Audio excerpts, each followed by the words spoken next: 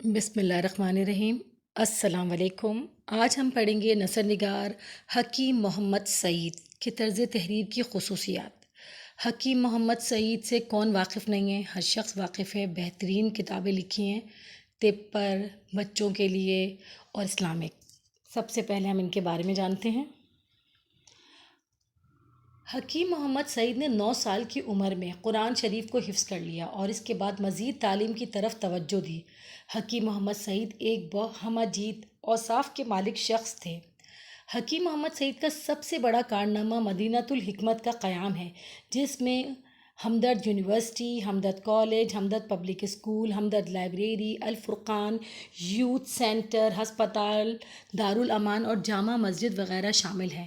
حکیم محمد سعید کو American biographical institution نے 1990 میں 1990 میں کی کہنا چاہیے اہم شخصیت ان کو قرار دیا تھا۔ 1967 میں صدر پاکستان کی جانب سے انہیں ستارہ امتیاز دیا گیا تھا۔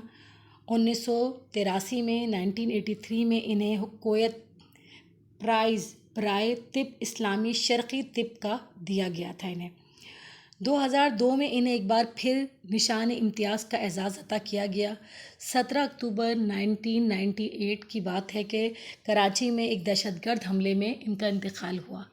یہ اس وقت کا واقعہ تھا کہ یہ اپنے کلینک کی طرف جا رہے تھے اور کچھ دہشت گردوں نے جو کہ بائک پر سوار تھے، انہوں نے آ کر انہیں گولیاں مار کے شہید کر دیا تھا۔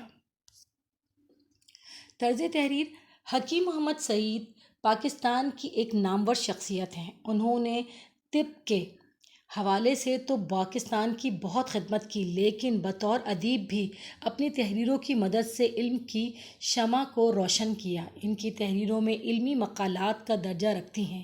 ان کی تحریروں میں سچائی اور ہمدردی کا احساس پایا جاتا ہے، عوامی صحت کا بہتر بنانے کی خوشگوار اصول ملتے ہیں اور دین اسلام کی شان اور اس کی سنہری تعلیمات کا عکس پایا جاتا ہے۔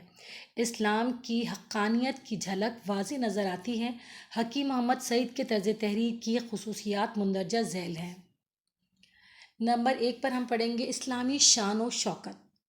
حکیم محمد سعید کے طرز تحریر کی بنیادی خصوصیات اسلامی شان و شوکت کا اظہار ہے۔ وہ اپنی تحریروں میں اسلامی اصول و اسلامی قوانین، اسلامی تعلیمات کو بیان کرتے ہیں۔ اس کے ساتھ ہی اسلام کی اہم شخصیات کے کارناموں کو بیان کر کے اپنی قوم کو یہ پیغام دیتے ہیں کہ مسلمانوں نے ہر دور میں علم کے حصول کی طرف توجہ دی ہے۔ نمبر 2 پہ پڑھیں گے ہم اصلاح نگاری۔ حکیم محمد سعید کے طرز تحریر کی دوسری اہم خصوصیت معاشرتی اصلاح ہے۔ وہ مسلمانوں کو اپنی اصلاح کرنے کا پیغام دیتے ہیں۔ ان کی تحریروں میں اخلاقی اصلاح کا درس پایا جاتا ہے۔ اس کے علاوہ اچھی صحت قائم رکھنے اور بیماریوں سے بچنے کے لیے بھی مشورے دیے ہیں۔ ان کی تحریر میں اخلاقی لحاظ سے اور بھی معلومات کے حوالے سے نہایت اہم ہیں۔ مقصدیت: حکیم محمد سعید کا طرز تحریر مقصدیت کا تاثر رکھتا ہے۔ وہ اپنی تقریروں میں پڑھنے والے کو کوئی نہ کوئی پیغام ضرور دیتے ہیں۔ ان کی تحریروں میں ان کے پیشے طب کے حوالے سے بھی اہم پیغام ہوتا ہے اور دین اسلام کے آفاقی اصولوں کی تشریح کے حوالے سے بھی پڑھنے والوں کے لیے کوئی نہ کوئی اہم بات ضرور پائی جاتی ہے۔ سادگی اور روانی: حکیم محمد سعید کی تحریریں مشکل الفاظ کے استعمال اور بوجھل کر دینے والے طویل فقروں سے پوری طرح پاک ہیں۔ حکیم محمد سعید نے جو کہ معلوماتی مضامین پھر طبی مضامین تحریر کیے، عام قاری کے لیے لکھے۔ اس کے لیے انہوں نے تمام مضامین کو مکمل عام فہم انداز میں تحریر کیا تاکہ ہر شخص اس سے پوری طرح استفادہ حاصل کر سکے۔ سادگی اور روانی کی خصوصیت نے حکیم محمد سعید کی تحریروں کو سب کے لیے مقبول بنا دیا ہے۔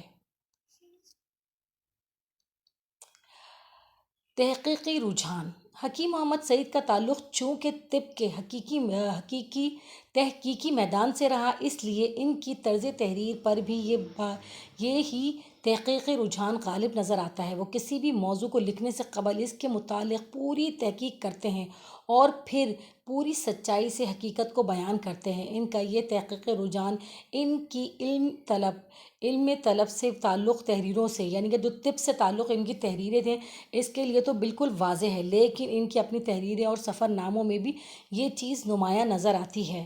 تصانیف: حکیم محمد سعید نے 200 سے زائد کتابیں اور مجلے تحریر کیے جو کہ صحت، سائنس اور اسلامی معلومات پر مشتمل ہیں۔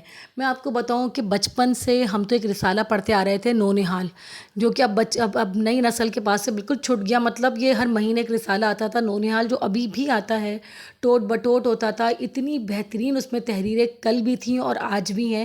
اس کے علاوہ ان کا طب کا صحت کے نام سے ایک رسالہ آتا تھا، بہت بہترین قسم کی چیزیں یہ لکھا کرتے تھے اور بہت معلوماتی ہوتی تھیں، اور یہ زیادہ تر کوشش کرتے تھے لوگوں کو کہ وہ ہربل سے ٹھیک ہو جائیں، ہربل چیزیں کھا کر خود اپنے آپ کو ٹھیک کر لیں، اور وہ یہی کوشش کرتے تھے کہ زیادہ تر ایلوپیتھک دوائیوں کے بجائے ہربل دوائیوں کا استعمال لوگ کریں، جب تک وہ کہنا چاہیے زندہ رہے، اپنے مطلب کو چلاتے رہے، اور بہت لوگوں نے اس سے استفادہ حاصل کرا۔ اللہ ان کی مغفرت کرے، ان کو جنت میں اعلیٰ مقام عطا کرے۔ اچھا جی، اگر آپ میرے چینل پہ نئے ہیں تو اسے زیادہ سے زیادہ سبسکرائب کیجئے، لائک کیجئے، شیئر کیجئے، اور ان لوگوں تک پہنچائیں جو کسی بھی نثر نگار کو پڑھنا چاہتے ہیں۔ اپنا بہت بہت خیال